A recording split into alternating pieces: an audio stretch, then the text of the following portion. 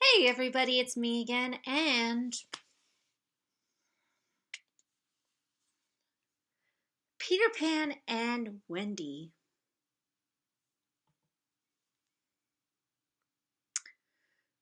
Well, before I get into that, how about I talk about my thoughts on on the story of Peter Pan overall. I grew up with it.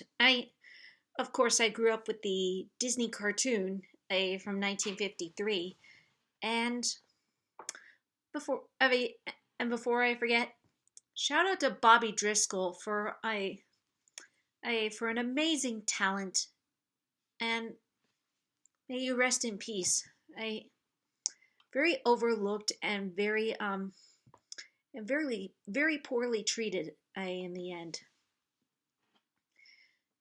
I So yeah, I grew up with the 1953 cartoon, and on the one hand, I really liked it, but on the other hand, it scared me pretty badly. Yes, yes, the Peter Pan cartoon did scare me a couple times. I may talk about why another time.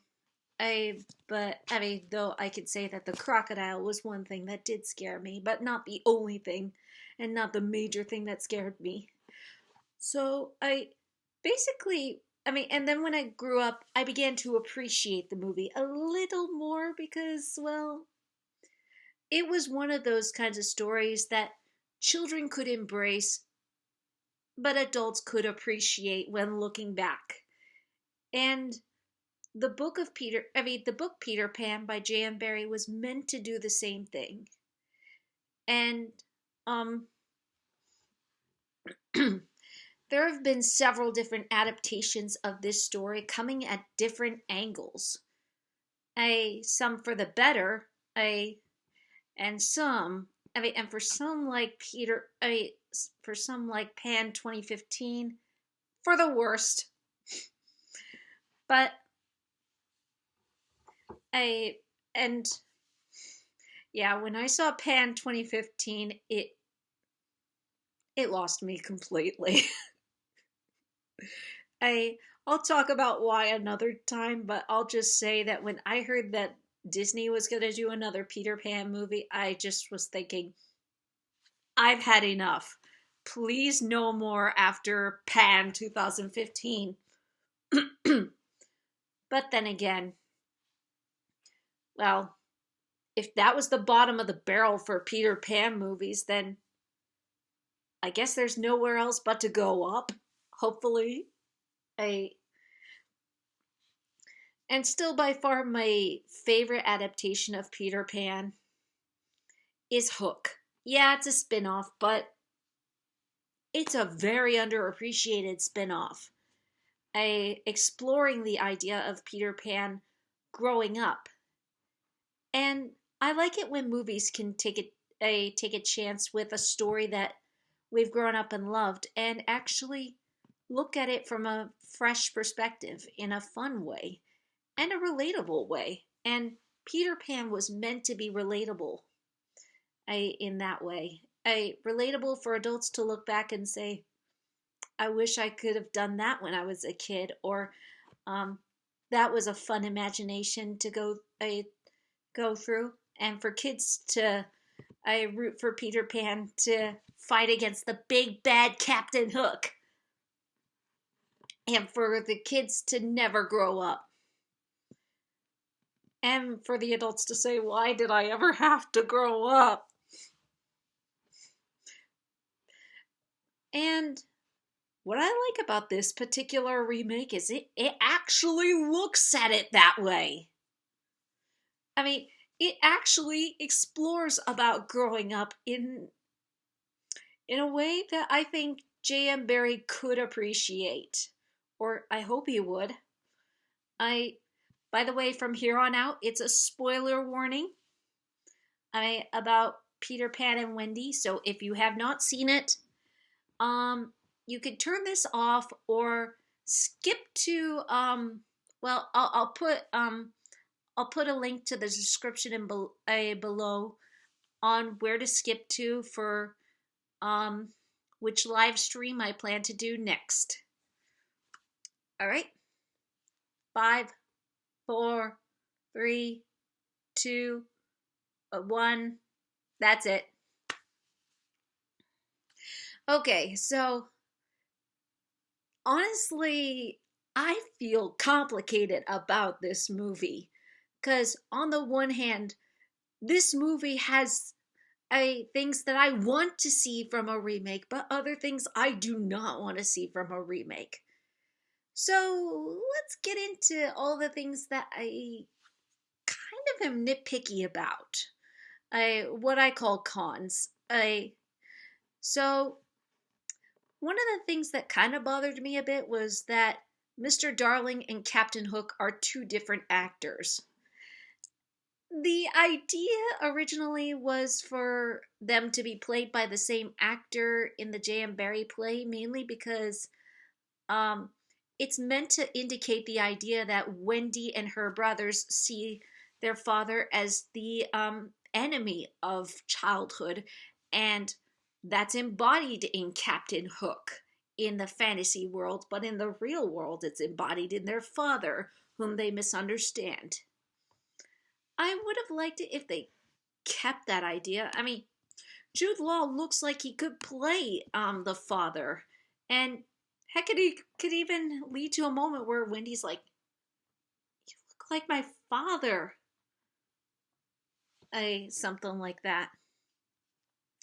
But oh well, maybe that's just a minor nitpick. But there's also a moment where Tinkerbell gets intimidated by Captain Hook. Tinkerbell's intimidated by Captain Hook? What? I'm sorry, but if anything, Captain Hook should be intimidated by her. I mean, it's one thing if he was holding a sword at her, but even then, she could probably just kick it. I mean, since in 1991's Hook, they're apparently stronger than we thought. Eh? Um, I and the biggest thing that I really don't like, and again, major spoilers. There is a backstory between Captain Hook and Peter Pan. And no, I'm not talking about just the one where he cuts off Hook's hand and throws it to a crocodile, and that's how their rivalry begins. No. Apparently, it goes further back. They make it. They present the fact that Captain Hook was once a lost boy, and now, and because Peter Pan was angry that he wanted to go home and see his mother. He's angry and kicks him out of Neverland. I mean, uh, I have pros and cons with this idea. The cons, I just don't like these villain backstories. I'm sorry, I don't. I mean, I don't think it's that well developed, and it doesn't make their rivalry make that much sense anymore. Or the way they banter off of each other. I mean, I like, um, I like the rivalry that I see before finding out the truth, but it just seems like, I get it. These Disney remakes want to make the villains less, a little more sympathetic. And okay, you could do that. You almost did a good job with Maleficent, almost, but then you botched it. And you could kind of do that with Ursula. I don't know if they're going to do that yet. I mean, this is still a month before the movie has come out, so. But yeah, that's a backstory you could make sympathetic. Captain Hook, I just don't see it. I'm sorry. Because Peter Pan's the real villain. Even in the book, he's the real villain. He's the one who cuts off Hook's hand, and it never states why. I mean, even in the Disney cartoon, he doesn't sugarcoat the fact that he just cut off Hook's hand and just threw it to a crocodile casually, and seemed to almost enjoy it. Hey, yeah, Peter Pan is an absolute spoiled brat. And in here, Yeah, he's got the cocky attitude, but he's not a spoiled brat. I mean, but yeah, I just don't like. I mean, it doesn't make the rivalry between Peter Pan and Captain Hook that much fun anymore, and it was meant to be fun. I, but the pros of it, I, I'll get to in a moment. But the final con that I have with this movie is, okay, Captain Hook was once a lost boy, so why does Peter Pan stay in the same hideout and not change? He clearly knows where you live. He knows where he could kill you. I The point of the secret hideout in the books and in the other adaptations was so that he could not find Peter Pan. So this is probably, I mean, that was probably Peter Pan's stupidest move, was not changing hideouts. So that's my 2 cents on the cons. I'm sure that some of you could find more. And before anybody asks, no, I don't think the casting of Tinkerbell is a con, because I think that, I mean, I don't mind. I don't mind who's playing her as long as she can get the part of the character down. And that leads to my okay comments. And what I mean by okay comments is, I mean, are moments that I'm kind of unsure of. I mean, some of the changes that they make in here, I on the one hand, I feel okay about them, but on the other hand, mm, it's different.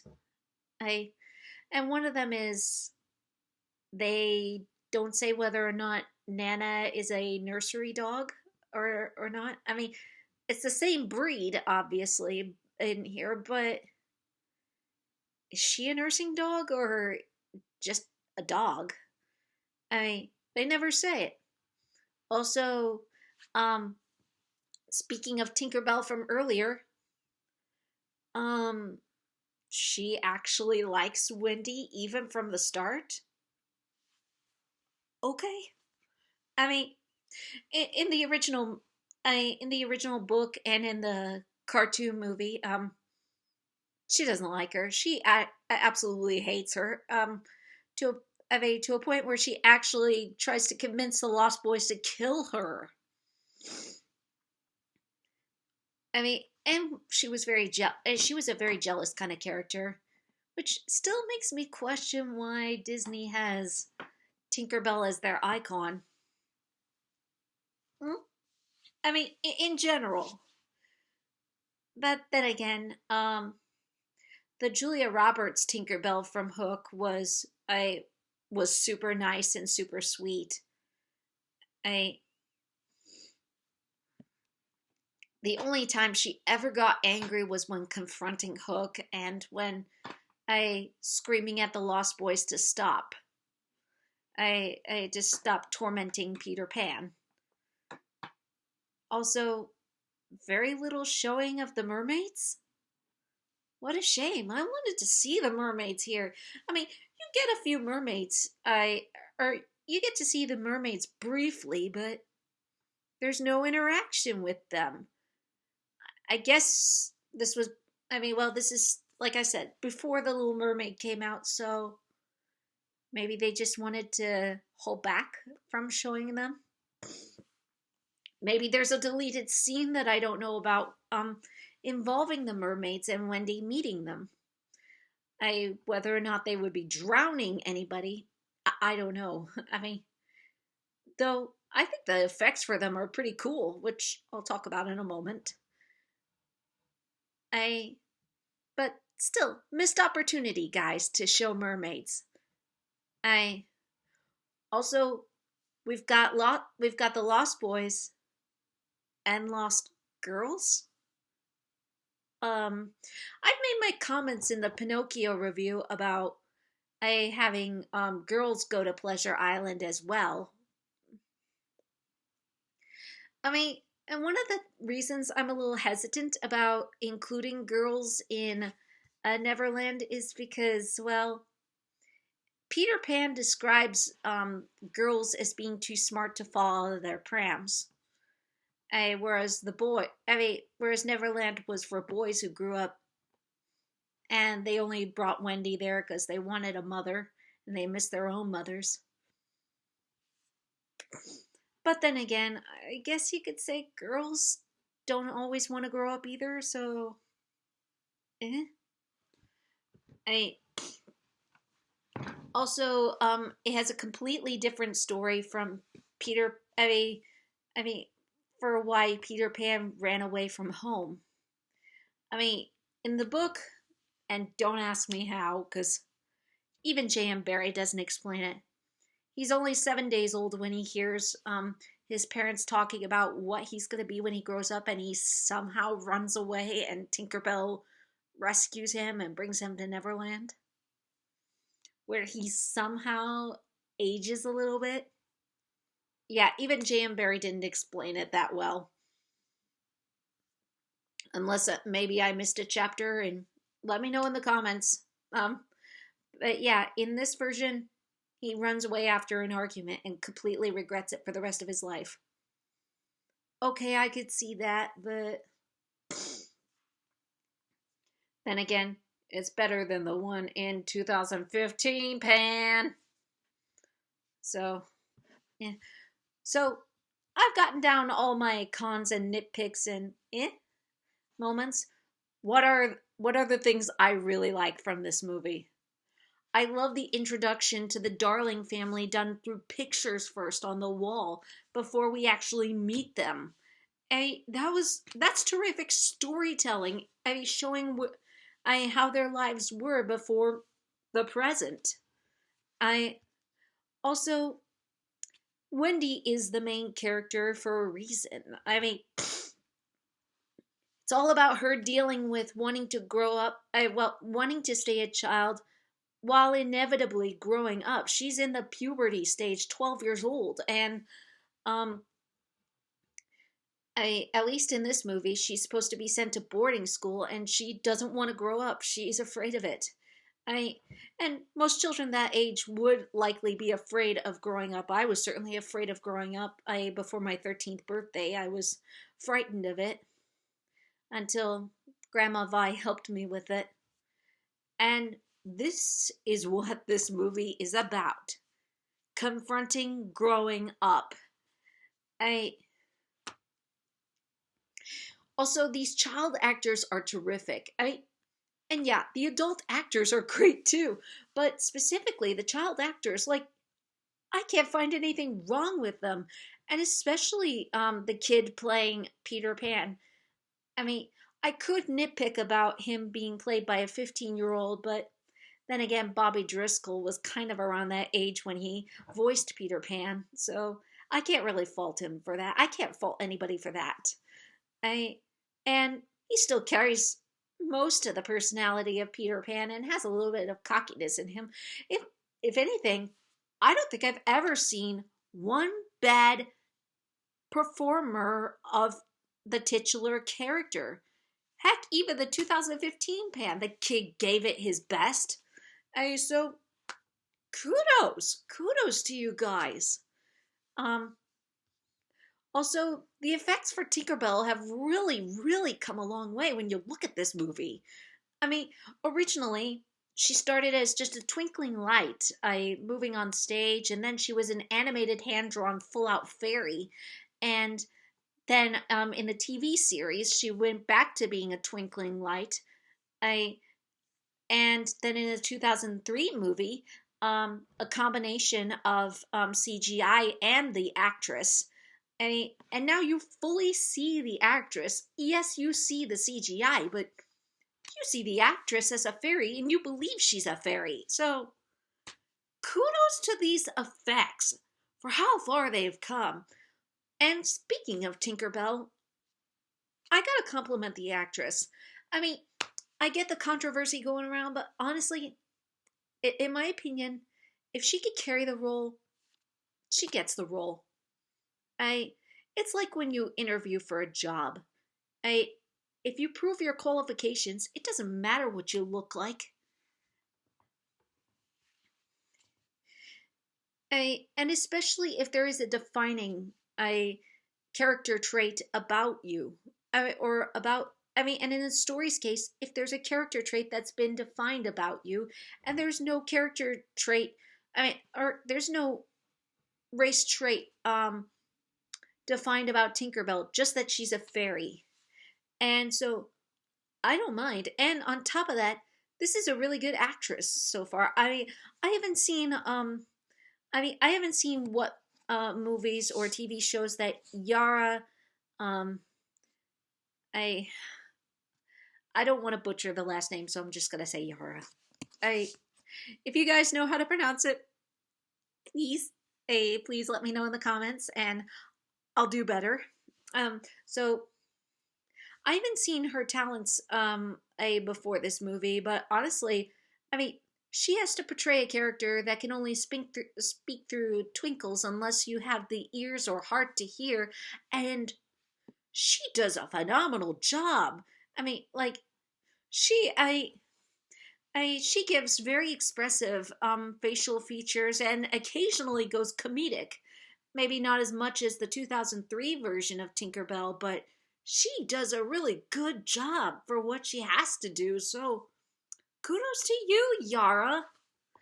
Um, also, I can't help it. I love every moment that this movie plays instrumentals from the original cartoon, especially when they play the instrumental of "You Can Fly."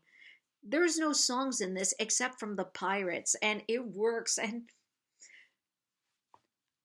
aside from "You Can Fly," I think the pirates had the better songs.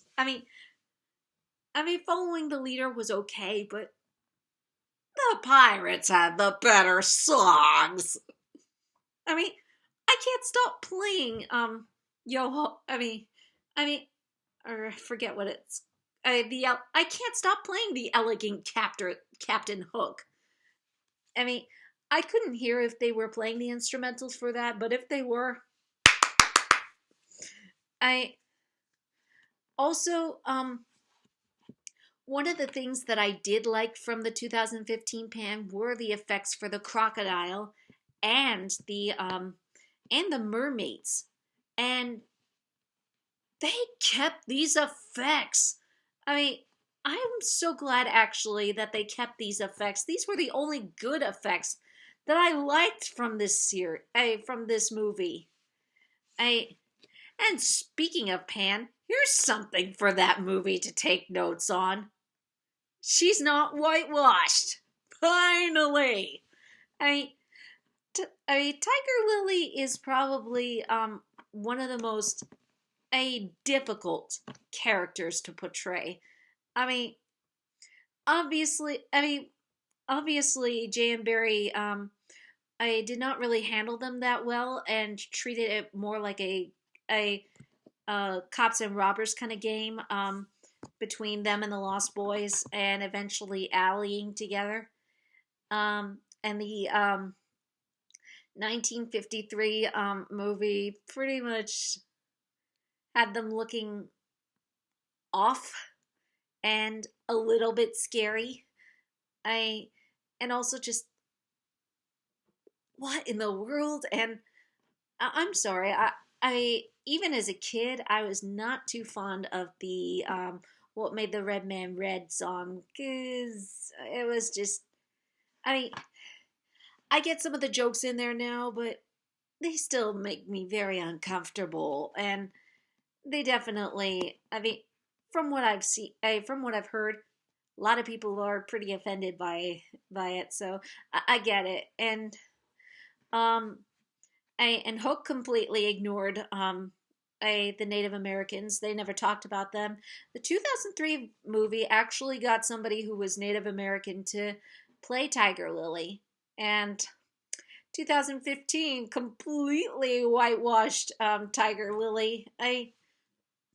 Mara Rooney's a really good actress, but she was not meant to play that role. I mean, and in here they not only got somebody who's Native American, but somebody who's completely different, and I've never seen her act, and she's not even on the Wikipedia page at the moment.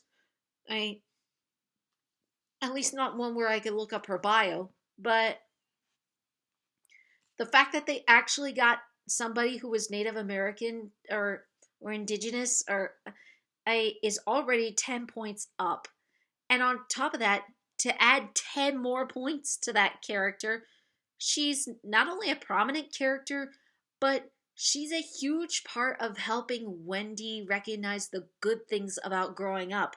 Whereas Hook and the Pirates are these symbols for the bad ways to grow up. And she's almost like a mother figure to Wendy. I've never seen them portray Tiger Lily that way, so I think you finally did her good, Disney. I think you finally did her good. I mean, let me know if I'm wrong, please. Let me know if I'm wrong. But so far, I actually like this version of Tiger Lily. The only thing is that she goes in and out of speaking English and speaking. Uh, I'm not sure what language it is. Sorry. I So as a nitpick, I'd say pick one or the other. Because West Side Story stuck with what they knew. I or stuck with Spanish and English because that was what the characters both speak. But then again, maybe yeah, I don't know. Okay, moving on. I also loved the symbolisms for growing up in the different ways. In the goods and the bads. And speaking of the bad, Jude Law is terrific as Captain Hook. I mean, I miss the curly black puffy wig, but then again, you don't need a wig to be Captain Hook. You just have to be the character. And in action and in vocal performance, he does a great job. And Jim Gaffigan as Mr. Smee is just hilarious. I mean, I don't know what it is, but Mr. Smee is always the funniest one of the funniest characters. I and here's another thing that makes Captain Hook a little intimidating. I mean, if you catch it if you look around in the backgrounds, one of the things that's happened is that in his quarters, in the captain's quarters, he's got a few jars of hands in there. How many hands did he cut off to replace his lost hand? Also, easily my favorite scene. This is my favorite scene of all time. In this movie, is where Peter Pan. So in the original story, Peter Pan imitates Captain Hook in order to trick the pirates into setting Tiger Lily free. And then imitates Captain Hook's voice to Captain Hook, saying, "You're the imposter. You're the codfish." And tricking the other pirates into thinking, "Were we captained all this time by a codfish? What is wrong with us?" That part always got me to laugh. And the cartoon version also did something similar with imitating Captain Hook's voice. This version does not have Peter Pan imitating Captain Hook's voice. What it instead has is all the pirates chanting, "No children in Neverland! No children in Neverland!" And Peter Pan, who is so poorly disguised as a pirate, how did nobody notice him in the first place? Starts chanting in his very mock grown-up voice, "No one but children in Neverland! No one but children in Neverland!" And then soon all the pirates start saying, "No one but children in Neverland!" just to see him dissuade the pirates like that is just hilarious. So I like changes like that work out, and during the fight at Skull Rock, between Captain Hook and Peter Pan is just absolutely perfect. And also, Neverland has more magic than I've seen in most adaptations. I mean, Once Upon a Time had a few adaptation or have had a few magical moments. But it mostly revolved around Peter Pan. And the most magic that we've ever seen in all the adaptations were flying and fairies and mermaids and especially Never Growing Up. I But now we've got moments where shadows are alive and not just Peter Pan's shadow. Captain Hook's shadow is also alive. And also believing is what helps children see what they need to through the telescope. And Peter Pan and the Lost Children are legends in London. So it's really cool and I love these details. I also, I'm just gonna say it. This version of Captain Hook did something that I think all the other versions of Captain Hook failed at, and that is making sure that Peter Pan is dead. There's a brief moment where he mostly kills Peter Pan. He stabs Peter Pan and leaves him to die. Or he's dead for a moment temporarily. But in almost every version, Captain Hook assumes that Peter Pan's going to die without watching it happen.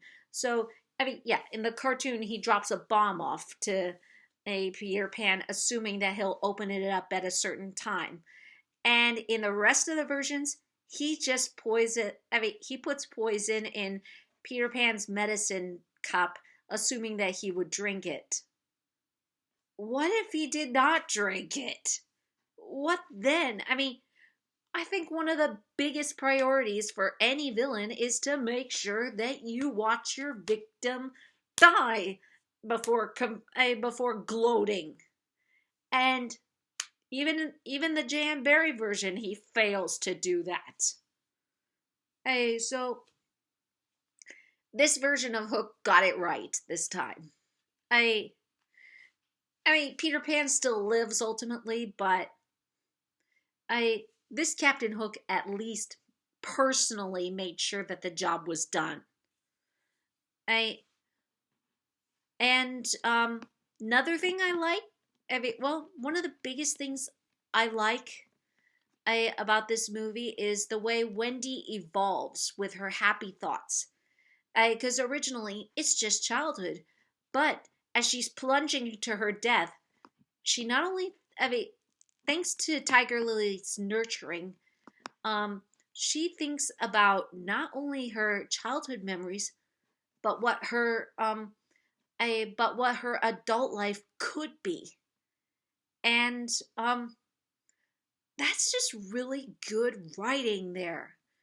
And on top of that, in the J.M. Barrie version, how come she never flies after crash landing arriving in Neverland?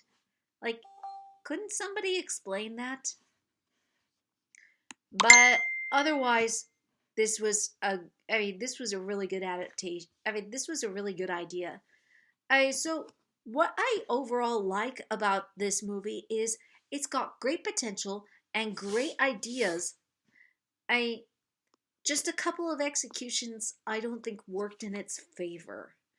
I I like and most people people either complain about Disney remakes being the exact same thing or not being the exact same thing. And I think in some cases there are times when a remake should try something different. I have respect for the Johnny Depp Willy Wonka trying something new in respect with the book, but even if some of those choices failed. And I also have respect to this version for trying a few new things and exploring the idea of growing up as well as having fun. but mostly what growing up is like. And I think it would be something that J.M. Barrie could, in a way, relate with. A So, kudos to this movie for not entirely playing it safe. But I still don't like the villain backstory.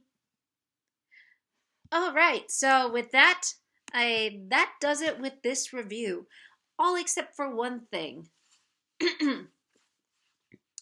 So recently I put out an ad, or put out a poll on YouTube, asking which live stream should I do next with my friends, whether it be guilty pleasures or the Disney remakes and our thoughts overall on them. And it could also include non-Disney remakes, because honestly, with the previous video that I've said earlier, it seems like everybody's remaking something. And it could be for the better or for the worse. This one I think was in between, but well, there's a lot to talk about in both these subjects. So, since that poll is at a complete tie and has not switched, I'm going to do a coin toss. So, heads, remakes, tails for guilty pleasures. All right, so which remake are we, which live stream are we doing next time? Landed on the floor. I should have had practice with this earlier. Okay. Let's try it again, and this time it's going to land on the table.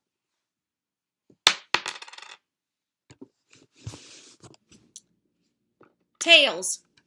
So, next live stream we are doing guilty pleasures.